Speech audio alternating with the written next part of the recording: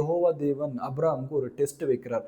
அந்த டெஸ்ட் என்னன்னா, அவரோட விசுவாசத்தை பரிசோதிக்க ஒரு நாள் யெகோவா தேவன் அப்ரஹாமுக்கு வெளிப்பட்டு, உன்னோட ஒரே பேர் குமாரனான ஈசாக்கை மோரியா மலைக்கு கொண்டு போ அப்படின்னு சொல்றாரு. அந்த வசனம் எங்க இருக்குன்னா, ஜெனிசிஸ் சாப்டர் 22:2 தான் நம்ம பார்க்க போறோம். அந்த வசனம் உங்களுக்காக நான் இப்போ வாசிக்கிறேன்.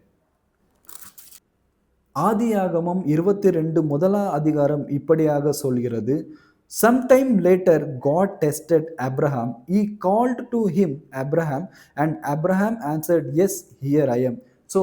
யெகோவா தேவன் வெளிப்பட்டு அப்ரஹாமனே அப்படின்னு சொல்லும் போது, என் தேவனே நான் இங்க இருக்கிறேன் அப்படின்னு அப்ரஹாம் சொல்றாரு. அடுத்து என்ன சொல்றாங்கன்னு பார்த்தீங்கன்னா, 2ஆம் அதிகாரத்தில், Take your son.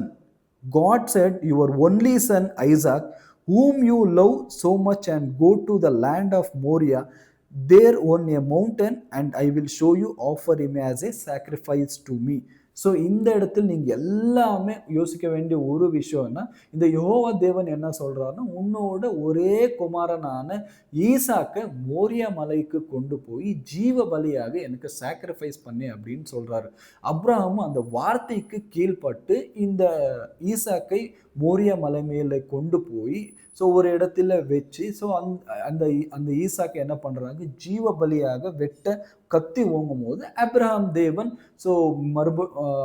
யெகோவா தேவன் அப்ரஹாமுக்கு வெளிப்பட்டு அந்த விஷயத்தை அங்கே நிறுத்தி, உன்னோட விசுவாசத்தை இந்த உலகத்தில் இதுவரை நான் பார்த்ததில்லை, அதனாலே இன்று முதல் உன்னை விசுவாசத்தின் தகப்பன் அப்படி என்று நான் உருவாக்குவேன். வரப்போற சந்ததிகள் விசுவாசத்தின் தகப்பன் ஆபிரகாமே அப்படின்னு காலங்கள் கடந்தாலும் உன் பேர் ஹிஸ்டரியில நிலைத்து இருக்கும்படியாக நான் ஆசீர்வதிப்பேன் அப்படின்ற ஒரு விஷயம். இந்த விஷயத்துக்கு அப்புறம் யெகோவா தேவன் ஆசீர்வதிக்கிறார். இங்க 2 விஷயம் பிரச்சனையாக மாறுகிறது. இந்த ஆபிரகாம் கொண்டு போன ஈசாக்கு, இந்த ஈசாக் வம்சாவளியில வந்த ஈசாக்கோட மகன் பார்த்தீங்கன்னா யாக்கோபு. யாக்கோபுக்கு இன்னொரு பேர் இருக்கு, இஸ்ரவேல்.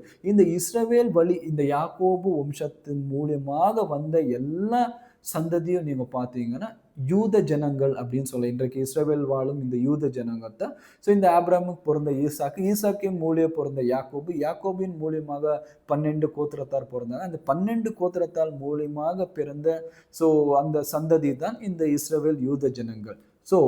முதலாவது மனைவிக்கு பிறந்த இஸ்மாவேலுக்கு ஒரு ஈஜிப்ட் மணப்பெண்ணை திருமணம் செய்யறாங்க. அங்கிருந்து அவங்களுக்கு ஒரு 12 கோத்திரம் வருது. அந்த 12 கோத்திரம் மூலியமாக வர சந்ததியை தான் இஸ்லாம். நீங்க இங்க ஒரு விஷயத்தை நீங்க கவனிக்கணும். அப்ரஹாம் தகப்பன் ஒன்று தான், தாய் 2 பேரு. அங்க